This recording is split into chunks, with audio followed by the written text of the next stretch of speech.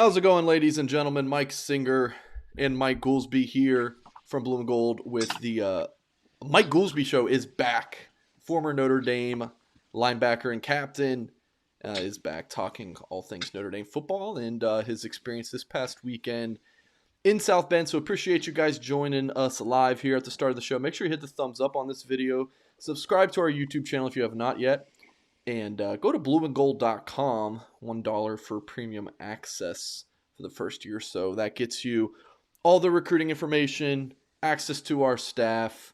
You get the best community of Notre Dame fans in our loose emoji message board. Dollar for 1 year premium access. Can't beat it. Appreciate you guys watching back on YouTube. If you're not with us live, appreciate you guys listening via podcast. Make sure you subscribe to us wherever you get your podcasts. Mike, how the heck are you, sir? I'm really good, buddy. It's great to see you, although we didn't get a chance to share a beer this past weekend. I know we were both busy, but yeah, it's great to be back. Yeah, yeah, yeah. So we're both in South Bend this weekend for much different reasons. But I was there seeing recruits, and I don't know. I can't share all my secrets. But Mike, let's talk about your weekend in South Bend first. It was the Notre Dame Football Legacy Alumni Weekend, I believe they titled it. I hmm mean, there's 300 some odd alums there, right? All former football players. Yeah, so yes to answer your question, and apparently I heard maybe halfway through the weekend that they actually capped it at 300. So there were so many of us ex-football alums that were chomping at the bit to get back to campus that eventually they had to cap it. So hopefully that the number next year goes from 300 to 500. We'll see. And it's also interesting too because uh, it's one of these things where it's like we got to make sure we got everybody's correct email addresses, and ex players got to share the kind of spread the word. So, but it was great. They opened up practice to the guys that kind of started to trickle in Thursday morning. The weather was vintage South Bend weather, but the practice was in the stadium, so that was nice. Got a chance to talk to Mike Golick Jr. Got a chance to catch up with Brady Quinn, and the practice was more kind of a high tempo walkthrough, which was to be expected. And then Thursday evening, and then we kind of did a self guided tour of campus because I hadn't been back in 5, 6 years, and it's like every time you come back, you're almost lost because this street is now a sidewalk and there's new buildings popping up left and right. So did a little bit of a self guided tour. Um, and then Thursday night they had a dinner with the current players, which was great. So we'll probably talk into that in detail. Yep. And then Friday they had a golf outing, and Mike, shockingly, I'm not a golfer, so I skipped out on that, and I went and got a lift in the weight room. Coach Bayless was gracious enough to let a couple of us go back in Shut up. and That's train. amazing.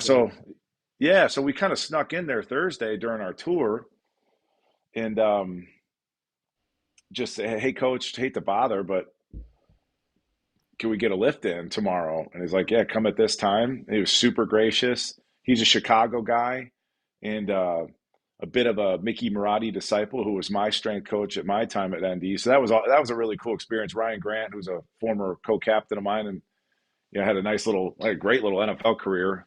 So he was in there as well. And then Friday night was just a kind of a prolonged cocktail hour with the former players. Coaches were in the mix, kind of in the stadium, so that was cool. And then went out to the bar afterwards, and the rest is history. So, You have to tell me a little bit more about this meeting with or this workout with Bayless. I mean, well, was he leading the workout, or I mean, like, no, no, no, no, no, no. It was no? just Okay, okay. no. So we went in there just because it was actually my ex teammate Kyle Budensack was a defensive end for us. He came in from New York, and he was like, "Do you think they'd let us work out?" And then I kind of poo pooed the idea, but then we're like, "Well, screw it. Let's go check out the football facility." So got in there, and then um, yeah, just knocked on Coach Bayless's door and just politely asked, and he kind of just kind of shot the shit with us for a little bit. Awesome guy, vintage strength coach. Um, I told him how much, we've all probably seen that clip, or a lot of us have seen that clip talking to his team after he was retained by Coach Freeman, where he said, I want to die here. And I kind of shared that with Coach Bayless, like how special that was, and still kind of gives me goosebumps to this day. So yeah, it was a just an open gym, just got a little lift in, ran around, got just kind of being silly, but it was fun. That's sweet. Oh, I love Yeah, that. Any of the coaches that got to talk with, that impressed you? Did you get to talk with I Freeman or?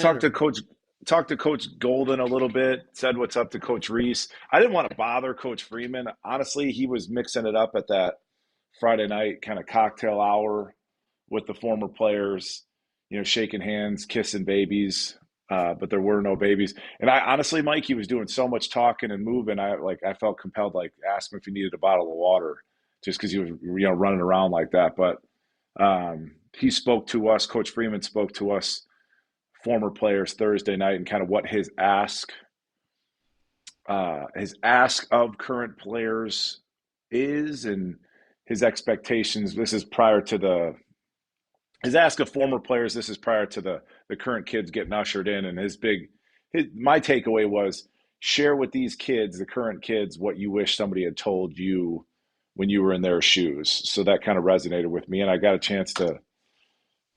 I mean, I probably had, me, dude. I had like 10, 15 conversations with current players. So part of me is trying to do that kind of mentor role and share things that I wish I had known. And then the other part of me is trying to figure out what's going on, as far as football specific. So it was a lot of fun. Yeah, I mean, we could probably talk a little bit about that, because that was, as me, it's as a trainer, and it was kind of fun for me to get a chance to kind of size up some of these kids and put a frame to a jersey number. Right. That was really a fascinating exercise for me. Okay.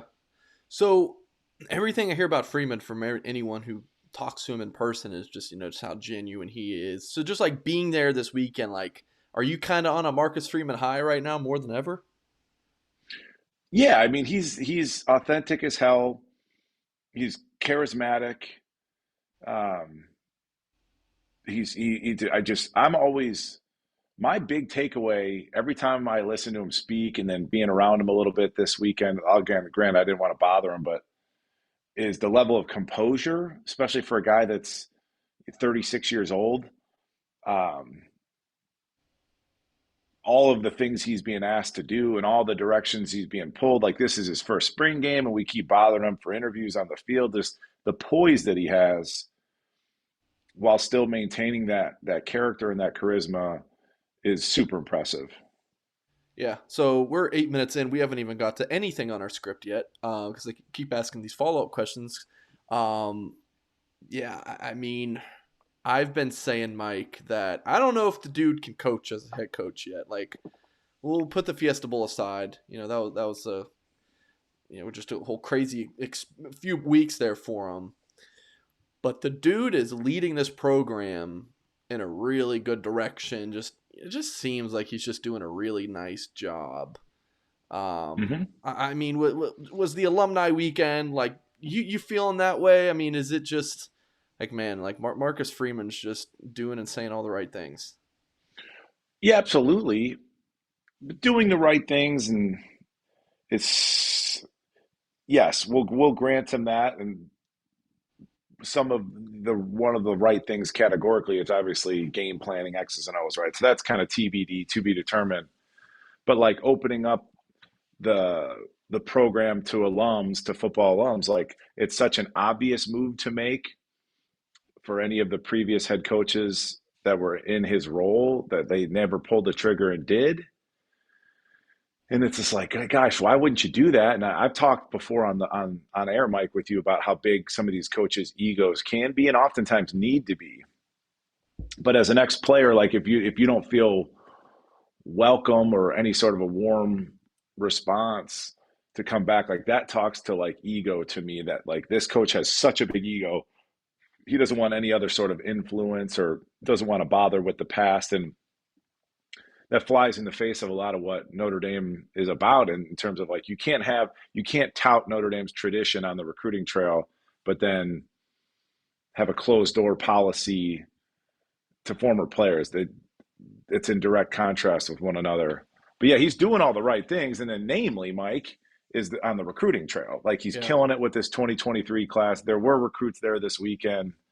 Um, and it's just the name of the game with college football now. It's like football isn't that complicated. Um, and you got to have the athletes. And we've talked about that for 2 years now, over 2 years, Mike. It's like we're missing kids at these handful of different spots.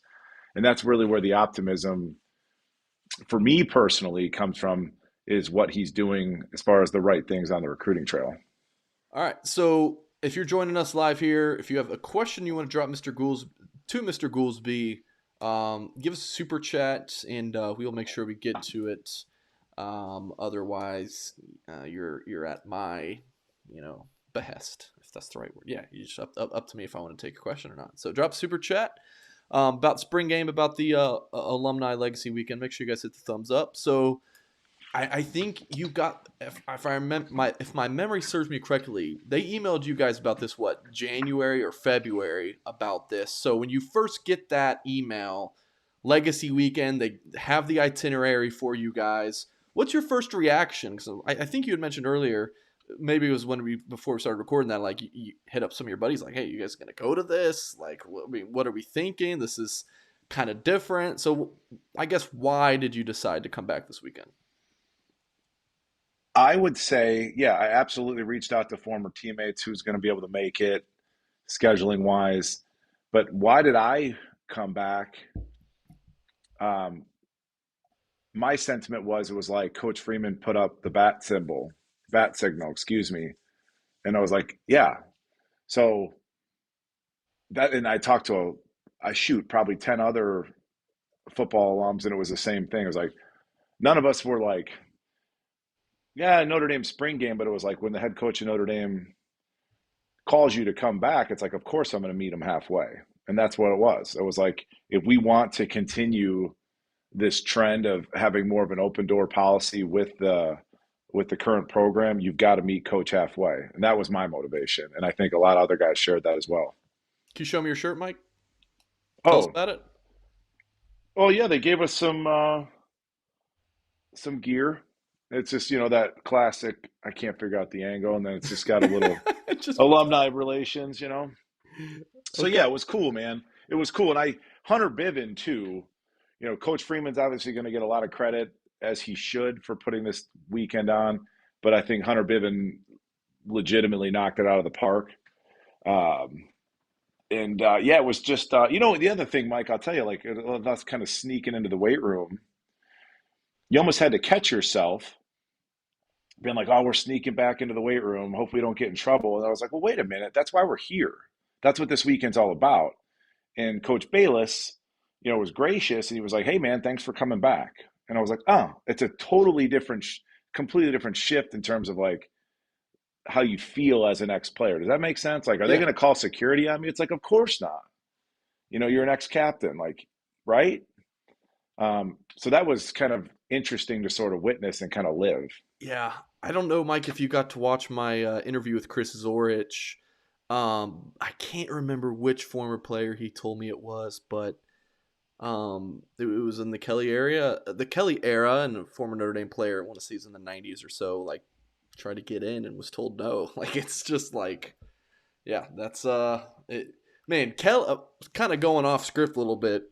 Kelly's really been showing his ass here recently, between like game day. I want to get your thoughts on game day mass coming back, because I didn't know that they weren't doing game day mass anymore. So it's like Freeman's alumni inclusion, game day mass. These things are back at Notre Dame, and that kind of makes it. You look at Brian Kelly, like, why weren't you doing that? And then you look at all the stuff he's been doing and saying about Notre Dame, and his grinding on the recruits. Like, he's kind of Ross Browner. Jay Golden says is Ross Browner in that story. Thank you. So yeah, any thoughts there, Mike? Um, hey, listen, it's like a bad breakup with Coach Kelly. It's like we're dating our new girlfriend. Yeah, our new partner. Don't want to offend anybody nowadays, but it's like our new partner, it's like we're better off. So at a certain point, dude, it's all water under the bridge. But it's absolutely, Please and don't we take the talked high about it. road. Come on, man. Nah, I'm telling you, man, it's like I've said it on the podcast. I just never felt he never felt like an endearing coach to me. Yep, that And then is, yep, you've said that. I mean, I said that before he kind of laughed. Like, and I saw him like in one of his interviews. This is after he passed Coach Rockney for being the all-time winningest coach, and he was like, they asked him something about how does he measure success, and in that moment in time, he needed to say, "I won't consider myself successful unless I can win a national championship at Notre Dame." You can go back. I think NBC did the interview, and what he said was, "I judge success by getting the most out of my players," which is such a lame. It's such a lame response and very telling to me because it's like it's a completely political response where it's like, well, if so and so only catches 30 balls, it's like, well, I did my job as a coach because that's the best he could do. It's a great non-answer response. So yeah, And it's water under the bridge. But I do think Coach Kelly, walking around the stadium, he brought it back to life in terms of like playing music at the stadium, like the jumbotron, like lots of this stuff. talking about It Freeman. seems no, well, Kelly introduced a Oh, lot okay, of this okay. stuff, right? So it was good for the program. And years ago, I wrote an article for some Notre Dame publication. This is prior to Blue and Gold, and the gist of and it was the article was centered around like should we have a jumbotron in the stadium or not? And the gist of my article, and it's a great point to make. What is Notre Dame's biggest tradition out of like going to mass, painting the helmets, yada yada yada? Right? There's so many traditions that are part of Notre Dame's football program, but the biggest tradition, Mike Singer, is winning. Right? So do whatever we need to do as a football program to continue that tradition of winning. Pre-game mass, I have mixed feelings about it. Okay. Yeah, I was kidding with my former teammates and ex football guys, like during my time at Notre Dame I was tired a lot. I was like just tired because your class practice, our workouts were like Mickey Marotti, everything was to failure, so you're just in a perpetual state of exhaustion, it seemed. And then it's like you'd go into a pregame mass and a lot of guys would be asleep, and I don't think going to a pregame mass before you're about to bang heads with, specifically for a day game, you wake up and you get dressed and you're sitting in a mass, although it's beautiful. I'm 18 years Catholic school over here, a bit of a lapsed Catholic, Mike, but if I'm getting ready to bang heads with Michigan's fullback, I don't want to be in a position where I could like kind of fall asleep during a mass. So I like the mass, but maybe there's a little bit of nuance to it. I don't know. Maybe you hold, I don't know what it is. I don't have the answer, Yeah, but maybe for that, maybe for that 2:30 kickoff, it's a evening or before a night mass or game. something like that. Yeah, or something like that. Yeah, if Yeah. it's those early kickoffs, it's just you kind of because you kind of wake up with a buzz. We're about to go kick ass, and then you have to like bring it back down and then start it back up. It but Yeah. again, I don't mean to sound sacrilegious, No, but I it's think just like that's all as fair. it's a football game. You know what I mean? You got to get up for it. Yeah. Yeah. All right. We brought back the DJ air horn, Mike. I don't think it Few, ever left, dude. it did for a little bit. But all right. Let's just get to these. We're not done with the football legacy weekend. But we're gonna go ahead and get to a few super chats. Um, we're gonna skip this one because we have plenty of Drew Pine to talk about. Any Davis says I always said Drew Pine was the perfect backup. I want to say you're being a little sarcastic because I know Nick and he's a big Drew Pine We're guy. gonna get into that, Nick. Yeah, Yeah. we'll get into that. Garth Cassidy says, "Did you get a chance to size up the linebackers, and what did you think of the freshman and junior Tui Halamaka?" Absolutely, and size up is the perfect word.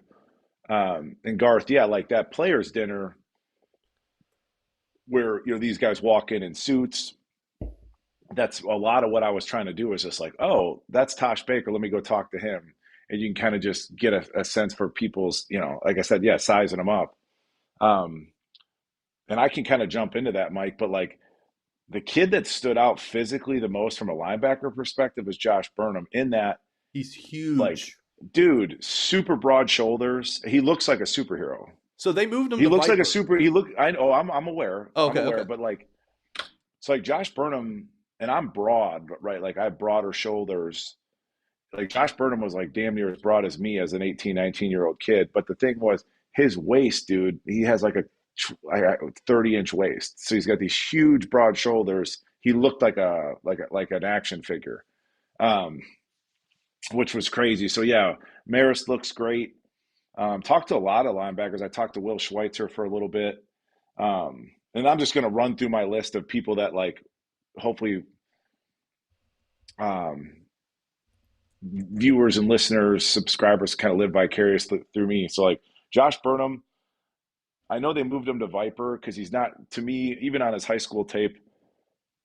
I remember I told you he was a little bit of an enigma for me, Mike. Yep, I remember that. And Yep. I saw the appeal, but I was like, yeah, he just didn't look like a. So I don't know if he's like twitchy enough in terms of short area quickness to like play linebacker, like so maybe that Viper is going to be a better fit for him based off of his size. Um, but I'm looking at his body type, bro. I'm like, he could be a hell of a tight end because I know he understands the offense. So like, it just that seems like a more natural fit to me versus like taking an ex quarterback and trying to make him a rush end. And I haven't really been wrong about many of these position switch things. Um, got a chance to talk to Justin Walters because he's a Bolingbrook kid, and I'm from Yep. Joliet, Illinois, so we're neighboring cities there. Super impressive dude. I'm rooting for him. I loved his highlight film, like the physicality he played with, and I thought that he balled a little bit during the spring game. So I was super happy for him. Very impressive kid. And a lot of the things that I talked with him, I was like, man, how'd it go? And he's like, man, I was like, you haven't. I was like, you killed it in high school. Like, what do you think's missing? He's like, man, I just had to learn. He's like, I had to slow down. It's a playbook, right? Yep. And then, so it's great to see him. Jason Anye is just like, one of those characters you draw up in Madden.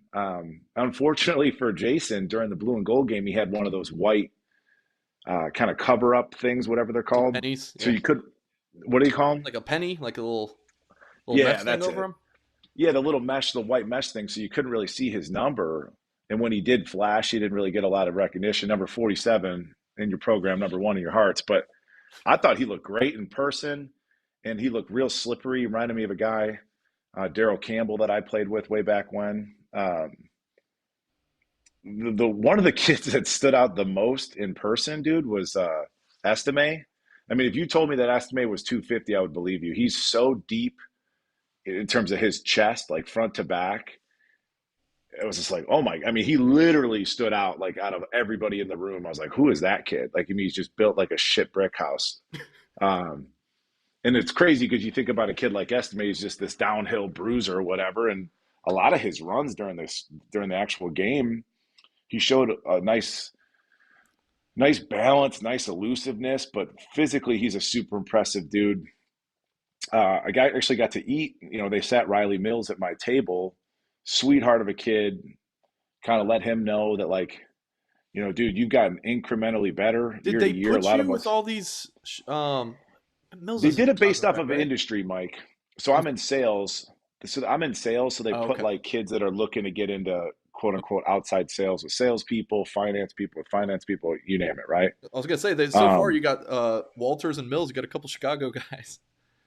I was just kind of seeking that out. I had a nice conversation with Will Schweitzer for some reason. Talked to he just happened to kind of slide in next to me. I talked to him. Talked to Lorenzo Styles, super impressive kid. He walked up to me. He's like, "What do you do?" Like he was working the room, you know. Again, super impressive kid. Talked to John Mayer, Michael Mayer. I'll say this, dude.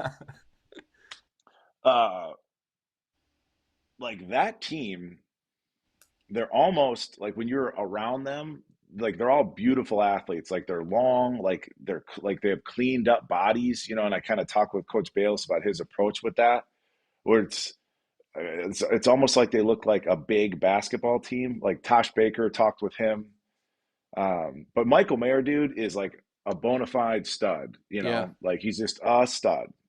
I'm gonna Um, tell you, Mike. I don't. Mike Mayer is one of those guys who's probably good at every single sport he picked. Like I bet he's never picked up a tennis racket than he does, and he's really good. Like I don't like people like that. They piss me off because I'm not like that. But I digress. Well, I'm kidding, but continue. but I'm just saying, like, it's like they're like, it's like, are these guys like Abercrombie models, or are they? Is this like a football team? Like they're all just studs, and Yeah. they're it's so. And it's stuff like that, like an interaction like that. It's like you almost wish, as a former player, that more college football fans would pay more attention to Notre Dame, because what Notre Dame is doing for these kids and how they kind of mold them. I mean, it's palpable. So that was a really, really cool experience. I thought the kids did a great job.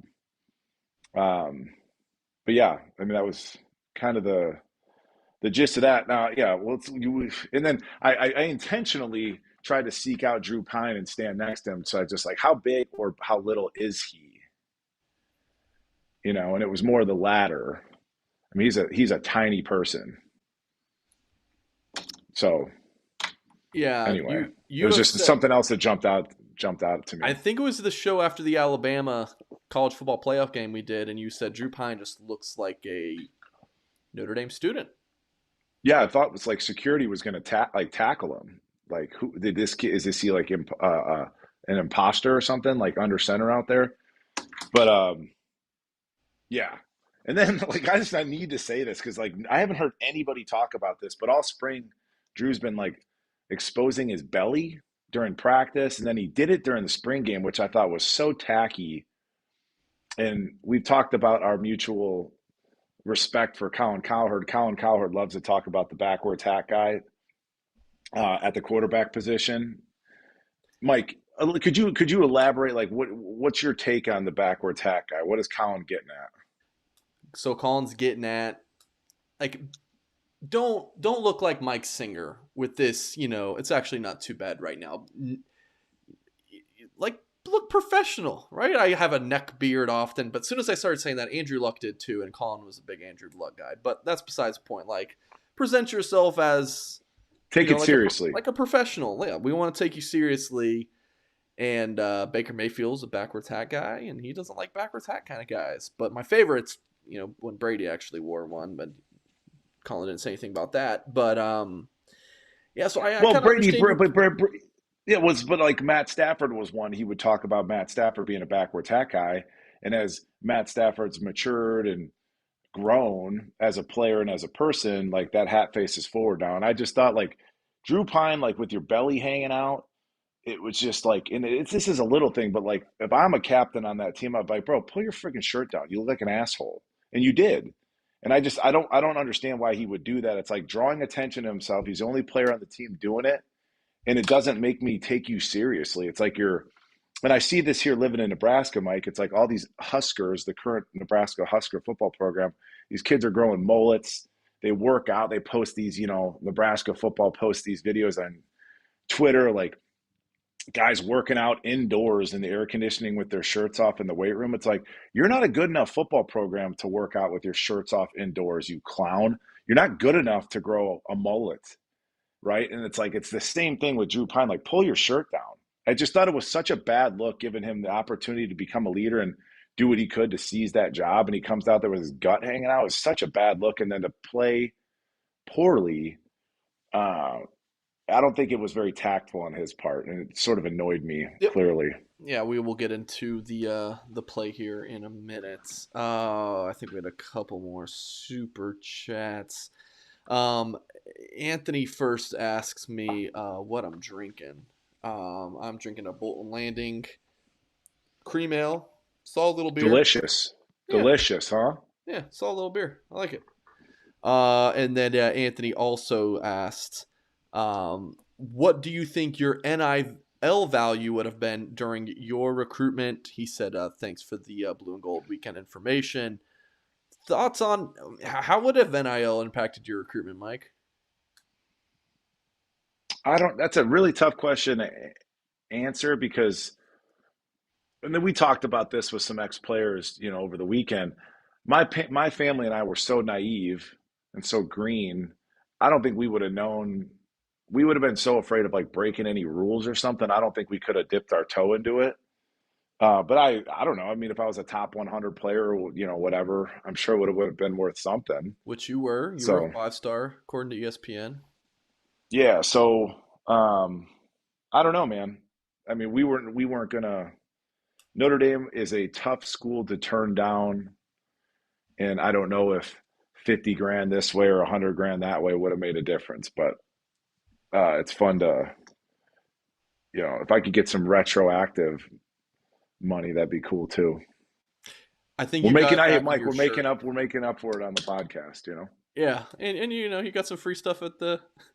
You got a shirt, so For sure, for sure. all right. Yeah, we. If you have a question for Goolsby, I have a few queued up for if we have some time later in the show. But if you have a question for Goolsby, drop a super chat. We will get to it right away. And anything else about a legacy weekend? I think we touched on everything we were going to, Mike. Who you met with, what you. Did we touch on what you told some of the players, like what your message to them was? No, we haven't touched on that, but that's great you brought that up. It was So your in like idea, my, so. yeah, well, in my training with kids, like you're always trying to sort of peel apart the layers, and like you're trying to, ultimately get them to trust you as their kind of coach slash mentor. So like I'm having a 6 minute conversation with Bo Bauer. I talked to Bo Bauer. I'm like, bro, we played the same position. Why haven't you taken it yet? Like, why haven't you just seized it definitively? Why haven't you become the guy? And that's what I was trying to work through with some of these kids, just as an ex-player, like hopefully maybe giving them something, and I don't know, man, but giving them something outside of the norm for them to consider. Like, what is it going to take for me? Like I shared that with Justin Walters. Like, here's some things that you might consider that maybe you haven't thought about as a guy that's trying to climb the depth chart. Yeah, I talked to Michael Mayer about losing weight, and he was like, "Yep, going to lose like 6 pounds." I was like, "Good," because to me, he needs to lose a couple pounds. Um, Hmm. so yeah, it was just kind of taking it. I guess that was my main thing was, again, going back to what Coach Freeman had asked us to do as ex-players is share stuff that you wish that somebody would have told you when you're in their roles. And it's like when you're sitting there second string on a depth chart, it's like, man, what is it going to take for me to break through? And my big message was them is like, you just have to earn the coach's trust, generally speaking. And here's a couple different little, maybe creative things that you can do. And sometimes little things add up to big things. Was there anyone that mentioned the Mike Goolsby Show in your work here at Blue and Gold? Not current players, no, but there are plenty of former players that They're that's fans. another cool. Yeah, yeah. So there was, I bumped into some fans at the bar that are obviously going to watch, hardcore fans that came in from out of state, want to take pictures and stuff. So a couple former players came up to me and they were like, "I really appreciated the way you played the game," which made me feel cool, and gives you some validation. And then there was a lot of, I'd say maybe half a dozen, Mike, like former players, older guys that like would just walk by and be like, "Hey man, really like the podcast." So I'm like, "Well, we try most times, most days we try." So that was cool. Nice. Yeah, I was in Yeah. South Bend this weekend. I think I had maybe 40 people walk up and um, tell me to get lost. Yeah, So no one. typical Saturday for you then. Yeah, I don't think I've ever had anyone be like, "Hey, I know you from YouTube or for Blue and Gold," ever in my Well, career. keep at it. But Keep at it. Ashton, I had in I had a like a week, someone noticed her. So I don't know. Poor Mike I Singer. don't know what to tell you, Mike. All right, moving I would say along. generally speaking, bro, you're a more approachable person than me. So I don't know. All right. We do have another super chat, which we will go ahead and let's pop this bad boy on the screen. Garth says, you said you had a chance to talk to Brady Quinn. Did he mention the fund project, that NIL collective deal, Mike? And then any other, conversations with Quinn, or can you shed any light on what you guys talked about?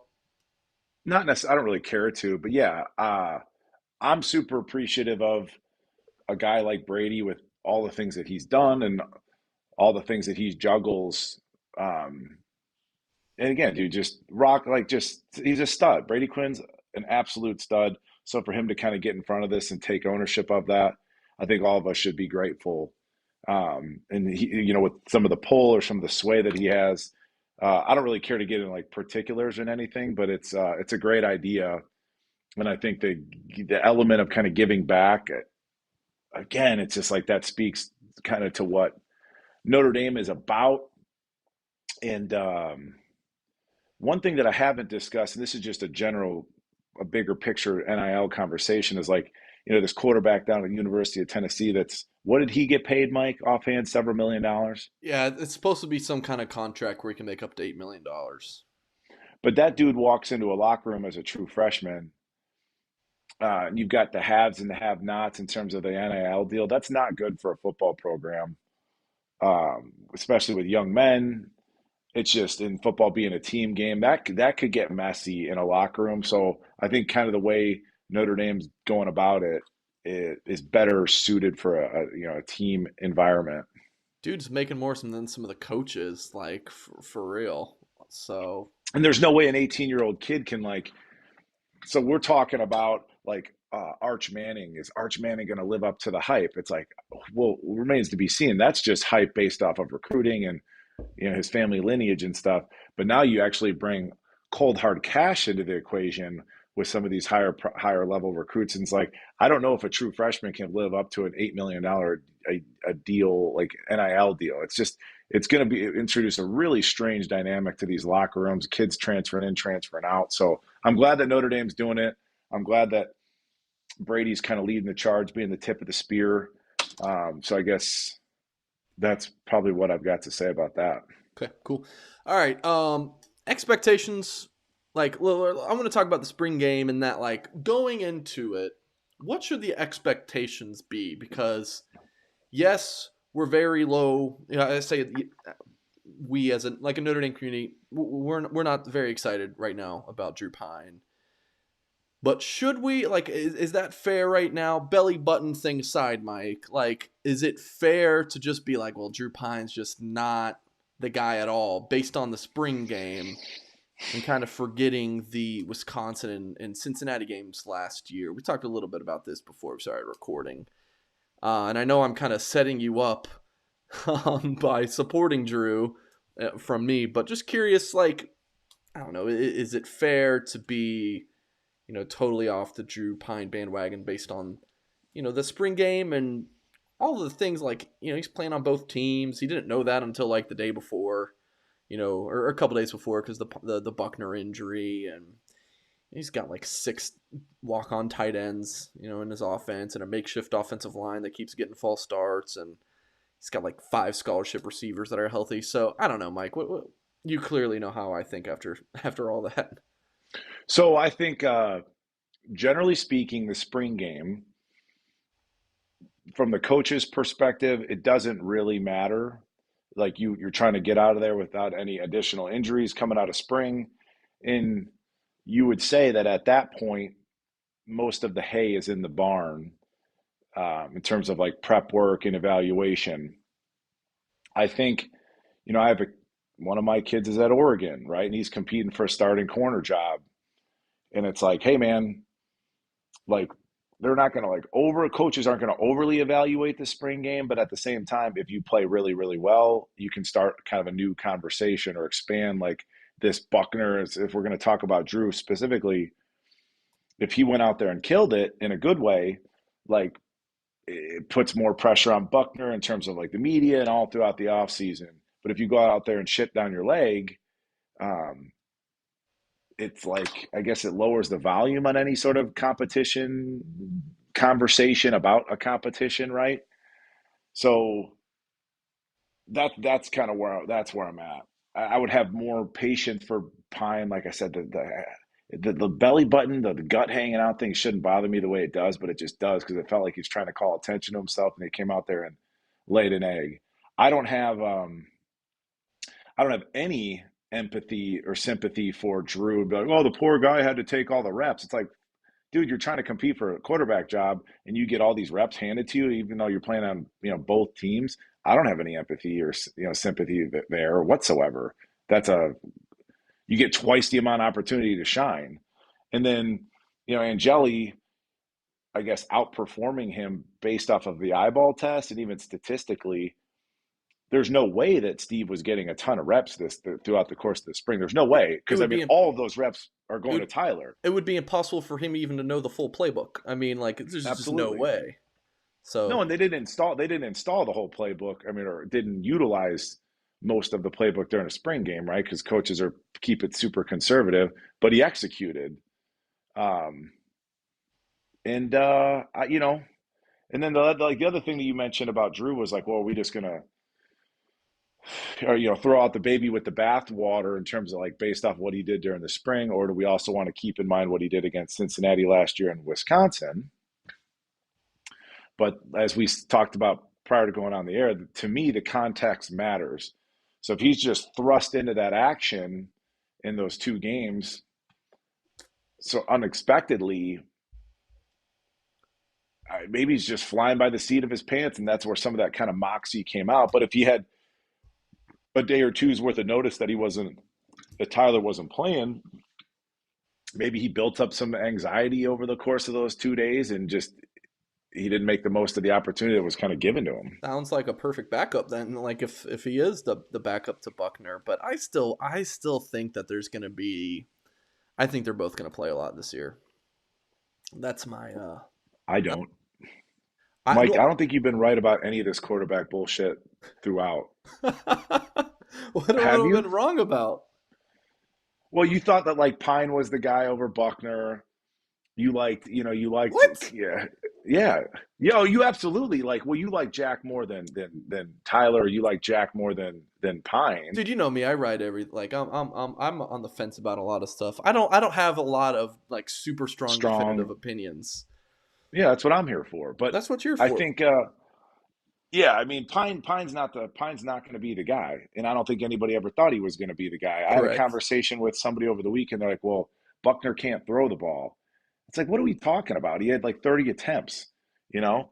So, I mean, Buckner's going to be the guy. The concern with Buckner is uh, injury concerns. That's kind of a That's concern what. of mine. That's why I think Pine's going to play a lot this year. We'll I think see. he's a I will running say, I quarterback with a. noticed a video of Tyler or a clip or a photo of Tyler during spring ball, and like his lower half has gotten a lot thicker in terms of like his overall development.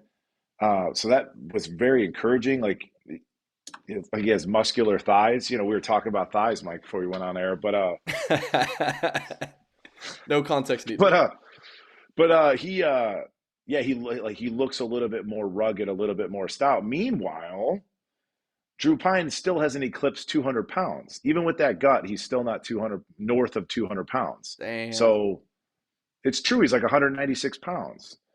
So, I'm off the Drew Pine bandwagon. Not that I was ever on it, but yeah, he's a good backup, and I just think that he had a shot to kind of let that moxie kind of come through and make some plays, and he looked hesitant, and um, it was just kind of it was tough. I mean, Angeli looked great. I mean, Pine's going to be your backup because it's going to take time for Steve to develop and learn that playbook, but just from a pure passer standpoint, kind of looking the part. And that's a lot of what the spring game is.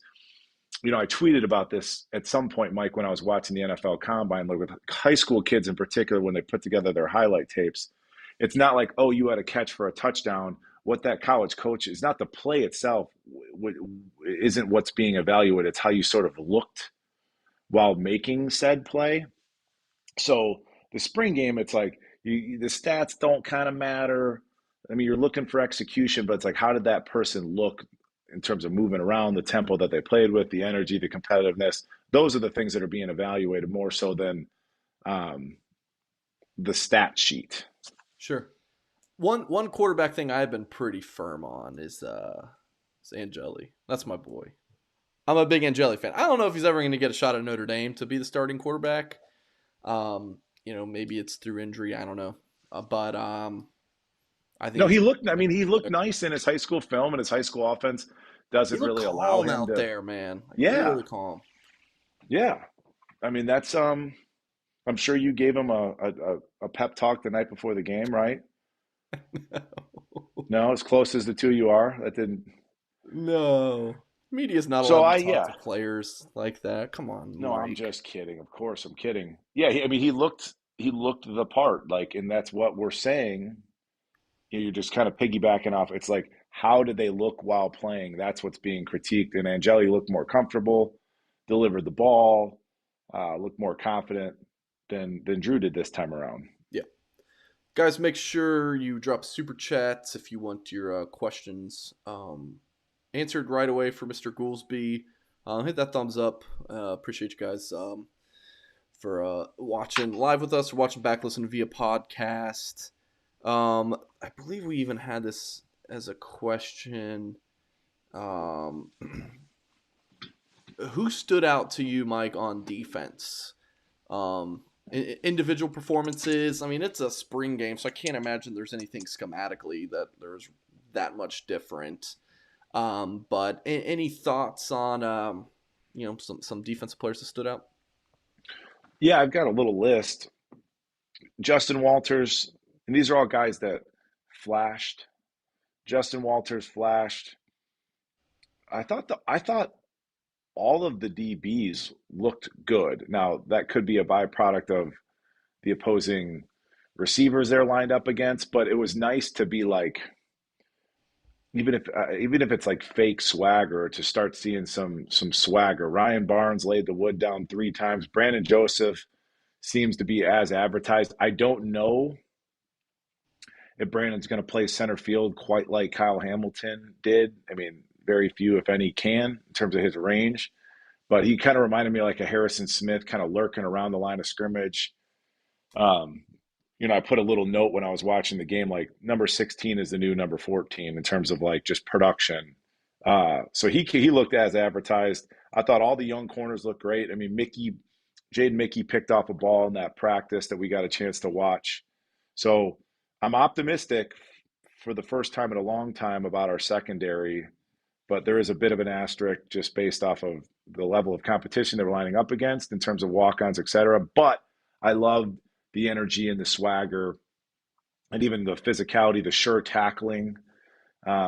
Specifically, I mean, Walters looks kind of electric in that way. I thought, again, Jason Anye flashed a little bit. I thought Rubio played really well. Dude, Gabriel Rubio's face mask is the best thing in Notre Dame football right now. You know what I'm talking about? I'd have to. I missed that, man. I don't know. All right, Does you he keep have like the talking. crossbar down the middle? You keep talking. I'll bring up a picture of it. Fun if I can find one.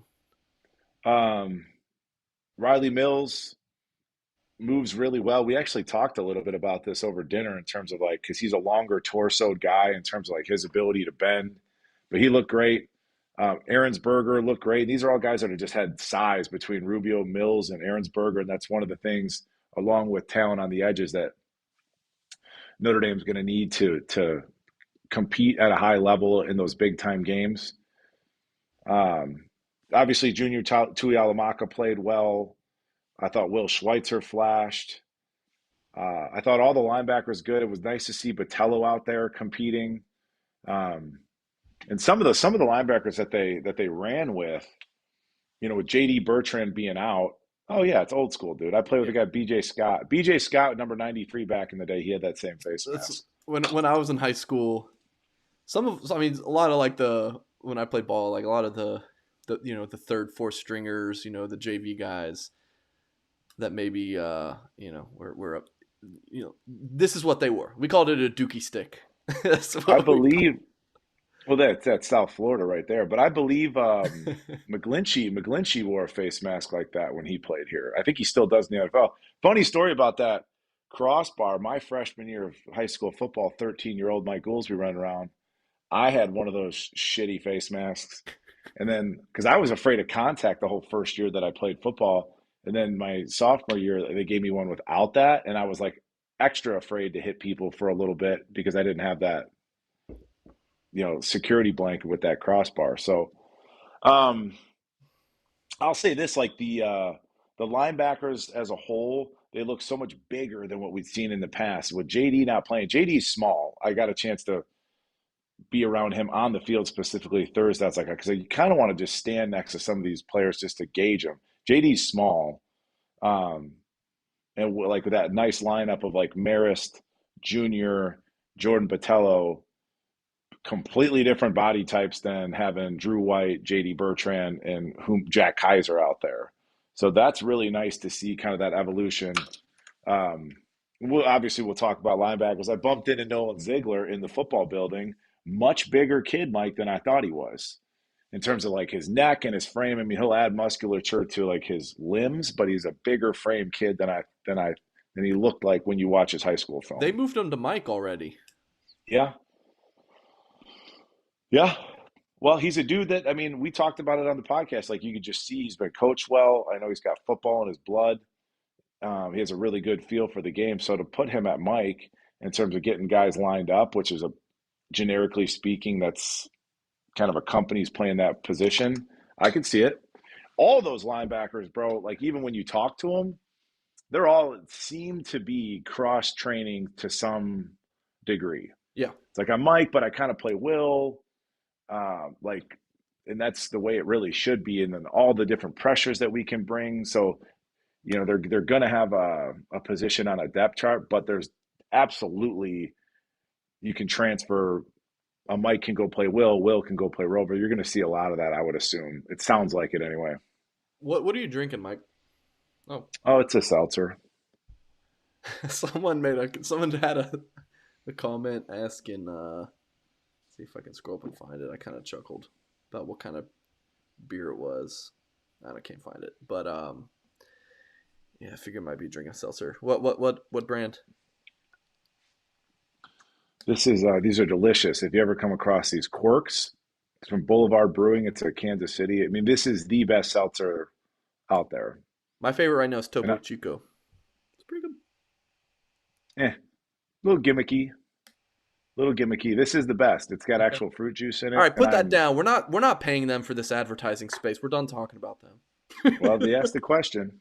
I'm just kidding, Mike.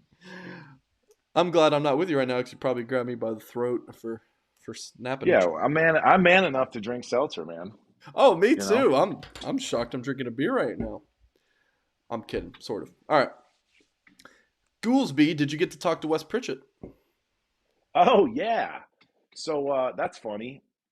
I introduced myself to Wes, and I was like, "Man, I do this podcast, message board, whatever." I was like, "I've had more than one person tell me that I needed to meet you." I was like, "We must have similar personalities or something." He was like, "Oh."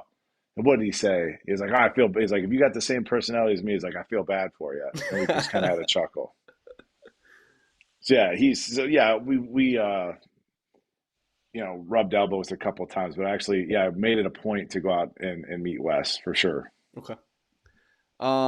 Yeah, Josh says impression of the linebackers corps, thinks that they're fast and aggressive, which kind of touched on that, but Notre Dame kind of feels like it's coming up a little bit as a linebacker. You got Marcus Freeman, linebacker, Al Golden, defense coordinator, linebackers coach.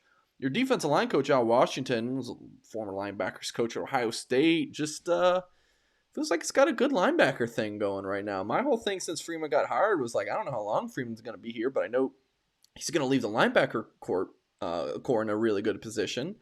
And when I said that, I didn't think Freeman was going to become the Notre Dame head coach in a year. But yeah, it feels like linebacker. I mean, then you look at 2023, good little class going. Yeah, it's pretty good. Yeah, no, absolutely. And that's the fun part where you're concerned when you're bringing in all these high level guys is the transfer portal. If a four-ish star guy gets brought in and he's not seeing the field, but I think with as multiple as we're going to be on defense and the interchangeability in terms of like different guys having multiple skill sets, I feel like everybody's going to get a chance to play. But I think gone are the days of the sort of short armed,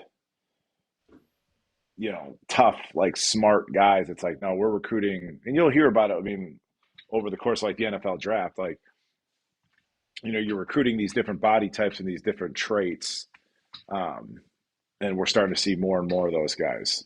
Jalen Sneed's small. I mean, he's Jalen Sneed looks like a running back or something when you meet him, but I'm encouraged by that. Oh, and also Prince Kali is another one where it's like watching the game. I think he's still kind of figuring out. He's not running himself out of place.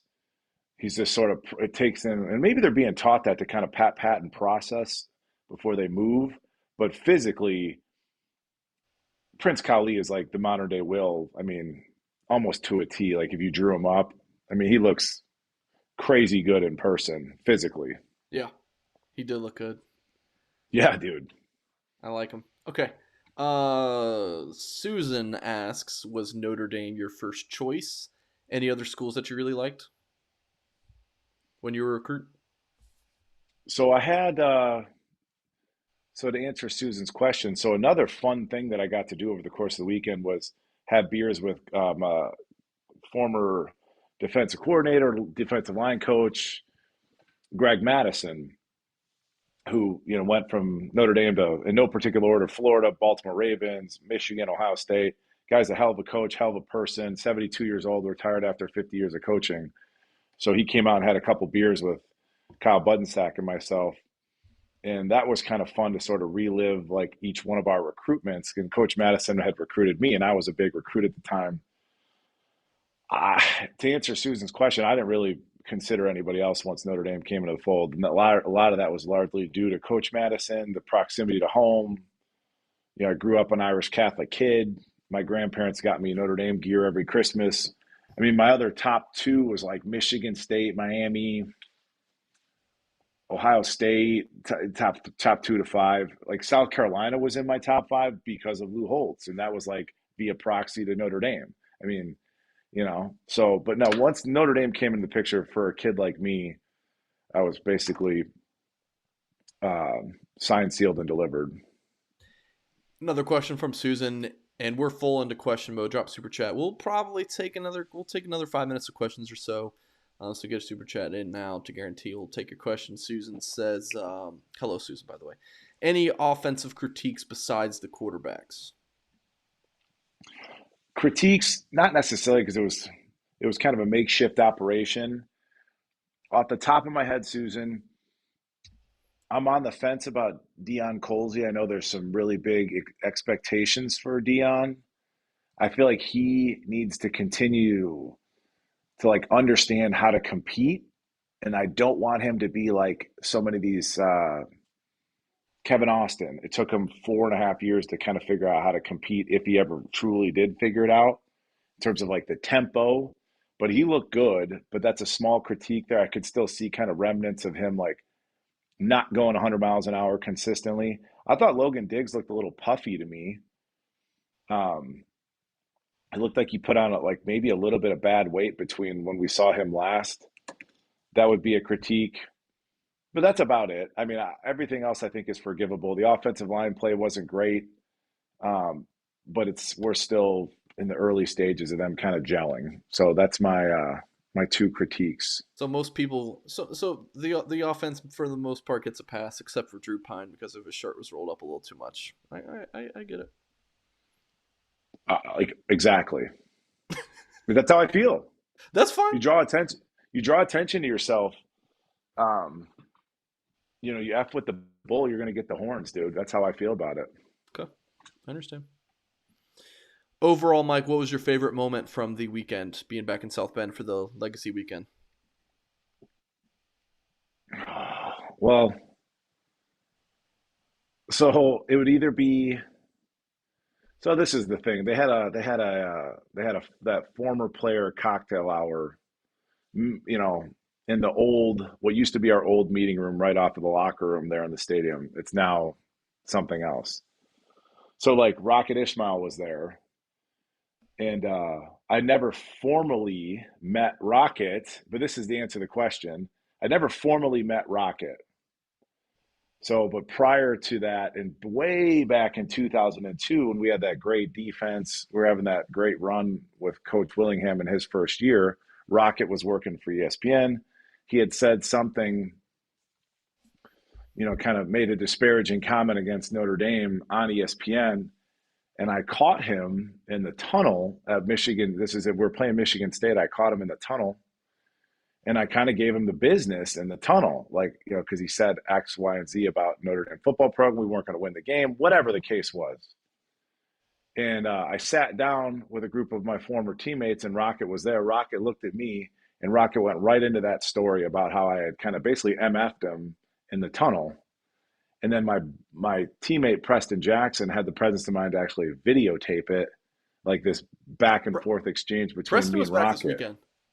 Yeah, Preston was back. Yeah, he's a Florida guy.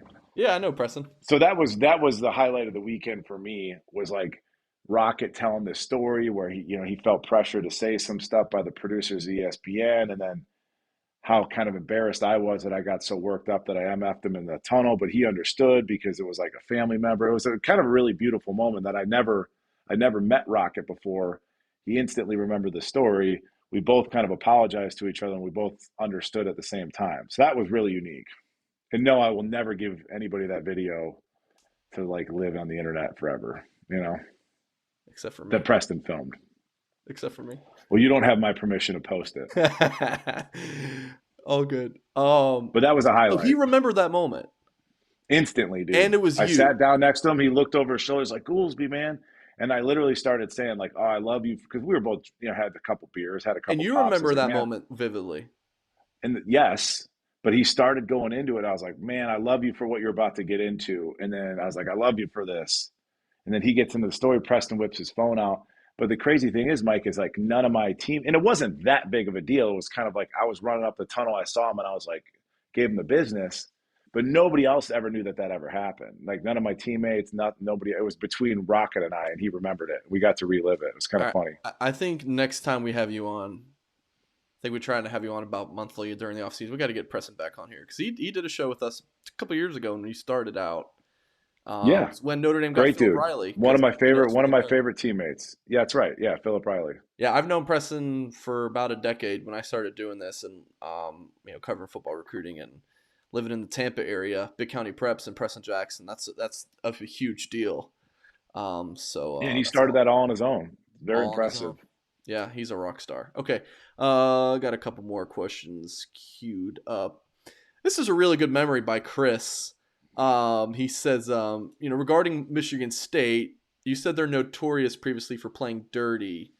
Did you know that when you were considering? Was it Michigan State or was that Boston College? Was it Michigan State was notorious? No, Michigan State, I used to say, is like the Florida State of the Midwest in Okay. terms of like the character of the team. Yeah, and they had a center. I don't remember his number, but he would always come out to the second level and he would grab your face mask. So You're did you trying to know like all this when scrape you were over the. considering them? No, I didn't. I mean, Nick Saban was the head coach at Michigan State at that time, so that's probably more so than anything why. And they did a good job recruiting, and they were kind of close. I mean, like folks, I can't tell you how for a kid that had 30 something scholarship offers, how naive we were. It was like, is it within driving distance? Like, we'll go check it out. It's like, oh, well, now they're in my top five because I actually went there. It was A little bit different. insane. A little bit Yeah, different than today. So Nick Saban recruited you. yeah. How did I not know this? You never asked? What was that like? Do you remember Nick Saban recruiting you? I, um, I remember I was like more in awe. And this is again, you're such a young kid, and kids are so much further ahead than I was. But like, I remember TJ Duckett was there, and TJ Duckett was a beast. He was like a 250-pound running back. I was more impressed by TJ Duckett's celebrity than I was Coach Saban. But yeah, I sat down and watched a basketball game with him. We spent and it was like Michigan State versus Wisconsin. I mean, I would say that Coach Saban at that time had the same personality Right. or charisma that Freeman does. It was almost more intimidating for a kid like me, but um, he was a good coach. You could see that. Okay. All right. Last question. We're gonna get out of here. Of course, naturally, when we hit a record high, I think, for the show. So make sure you guys, if you're just joining us, you can just replay it or listen to it. Mike. I'm in no hurry if we've got more questions. All Fire right, away, though. people, fire away. I got a bunch of crap to do, but hey, we'll go for a few more minutes. People want to talk. K-Max says, other than playing football, what did you like most about being at Notre Dame? And did you even like playing football at Notre Dame? That was my question there at the end. While I was there, it's tough to say. I mean, off the top of my head, the campus and like the proximity to home. But I was one of those guys where I was like, I don't have the bandwidth, Mike, to probably do much to do much in addition to football. So it was like, yeah, it was football, campus, um, my teammates. I mean, that was my world. So yeah, I would say the proximity to home if I had to answer. Okay. while I was there. In hindsight, different story, but go ahead. I love it. Tell me about, like, we've talked about this before many times, but coming out of this legacy weekend, like, how do you feel about, like, I interview so many recruits, Mike, and a lot of what they say about, when I ask them what they like about Notre Dame is, that network, that Notre Dame degree, that's legit. The Notre Dame network is legit. Is it, like, you've been graduated there for what, 15, 16, 17 years, whatever it is? Like, Sure. is it real? It's absolutely real. And this is another thing that I tried to share with the kids that I met. It's like, on one hand, you've got, and this is a lot of it depends on how you were sort of, how you grew up and what kind of models you had growing up, right? Like, we're a pretty blue collar family. So, like, some of that, there's like an intimidation factor with how do I plug myself into this Notre Dame network? I don't even know how to network. You understand? So it's like you understand the concept of like the 4 for 40 and what the power of the Notre Dame network and the success stories and the people that have influence, et cetera.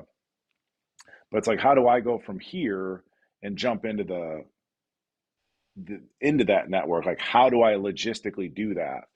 And so I asked a couple kids, like Joe Wilkins was sitting at my table. I was like, if your football career ended tomorrow and you wanted to go work in sales, do you know what you would do? Right. And it's like, kind of wishy washy. It's like, well, take my cell phone number. It's like, if and when you ever need some insight, call people. Like, it's okay to do, because I was in your shoes. A lot of us were in your shoes at one point. So absolutely, the network's real, but you have to learn how to work the network. And I didn't probably learn that until I was in my late 20s, early 30s, where you really grabbed hold of it. So, and that's the other thing too, and this is like wide open, but like there's a certain level of like shame that I felt where it's like the NFL didn't work out the way that I intended it to, Mike. And I was almost embarrassed to reach out to the network for a long time because what was going on in my own head. You feel me? So it was like, and that was entirely my doing, where it's like nobody in the Notre Dame world looked at you as any sort of a failure. They were there to catch you with open arms. So it's there to work for you, but you got to make yourself accessible and available and vulnerable too, man. So it's like, hey, a lot of these kids have my number. I'm not some big shot, but like I'll do what I can to help you work through that post football process. So it's absolutely real. Okay. I like it. Yeah. Yeah. So there's not like you'd have like a Notre Dame football alumni directory of sorts. I feel like that could help. You can just reach out to people you want to reach out to. And that's, well, this is what we're talking about though, man. I mean, this is year one of Freeman's tenure. This is year one of Hunter Bivin trying to grab this thing by the horns. And that's why I felt like, when I mentioned like that bat signal going up, I felt a sense of duty. And I know a lot of these guys did, to come back and like, we're here to do whatever you need us to do. Like, and so Why? what will this evolve? Cause it's fucking Notre Dame, Mike. Okay. I got to put this episode as explicit on podcast, apparently. Sorry. Well, yeah, I mean, it's just like, I'm just messing. but that's all I could tell you. So we'll see what this kind of evolves into. And yeah, football alumni directory sounds, a Facebook group. I mean, I think it's limitless, but you got to have a jumping off point, and this is where we're at. And I'm excited to see where it's at, 5-10 years from now. All right, got a couple of recruiting questions. I think this is more for me, from Charlie Weiss's last belt loop. How big Keon Keeley is in person? You didn't get to see Keon Keeley, did you, this weekend? Yes. You did. Yeah, tall and long. I mean, like I said, these guys, they're tall and long. That's all I could tell you. They're like, I mean, obviously it depends on by the position group, but you get around like the defensive ends and the offensive linemen, and it's like it feels like you're walking amongst trees. And I'm a tall 6'3", 6'4", and I'm like, yeah, they all look like power forwards, like big power Yeah. forwards. Yeah, I spent about 30 minutes with Keon on Sunday when I was in South Bend after his Hmm. visit wrapped up, and he keeps getting bigger every time I see him. But yeah, he's like 6'6". He's like 235, 240, 245 maybe. But I'm telling you, I saw Josh Burnham again this weekend. That kid is so freaking big. Like, he is the one that's just like, holy crap. Like, it's a big dude. But again, it's the shoulders and then the small waist makes him. He literally looks like an action figure. Yeah, yeah. Name 2 recruits you really want on the team for 2023. How about Dante Moore? You know, I think that's a given, and I really want. It's tough between like a Rodney Gallagher and a Christian Gray. Gallagher, Mike, is like a 5'11 dynamic slot receiver. And Gray is, 5'11, really fluid, really smart cornerback. I think, you look Yeah, at how talented those two dudes are, and the position of need. I would probably one of those 2 games, or I'll excuse me, one of second those 2 that. I'll games. co-sign on that with you, And Mike. then, obviously, the quarterback. Chris says that was the best response ever because it's effing Notre Dame. Yeah, that was legendary. But all right, good stuff. Well, appreciate you guys joining live with us. Appreciate you watching back. Appreciate you listening via podcast. Make sure you go to blueandgold.com. $1 for 1 year of premium access. You get all the recruiting scoop, all of the premium team information, all that good stuff. Access to our message board. I'm on there, on that board, taking questions, and bickering with people more than I would like to admit. So you get access to me all the time. Hardest working man in showbiz over here, folks. Yeah, I got a few What's your Mike? magazine articles to write What's your tonight. middle name, Mike? Do you have a middle name? Why? Don't tell me, dude. Leave me hanging. What is it? It's Theodore. Of course it is. Nice. Well, what's yours? Richard, dude. A nice strong name, Richard. Hey, if the shoe fits, it Sure. fits. Why'd you want to know my middle name? Just because Michael Theodore Singer, the hardest working man in show business. That's me, named after my late great grandfather. So, Oh, it's nice. yeah. All Well, we right. getting out of here, dude? Yeah, we're getting out of here. Appreciate you guys watching.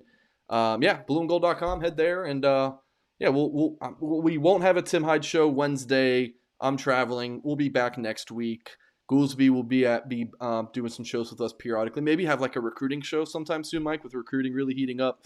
And then yeah, hopefully if Mike is on board, we'll have a weekly during the football season after some That's games. what we're doing. Yeah, I'm planning on it. All right, sounds good. All right, guys, appreciate you, and we'll catch you next time.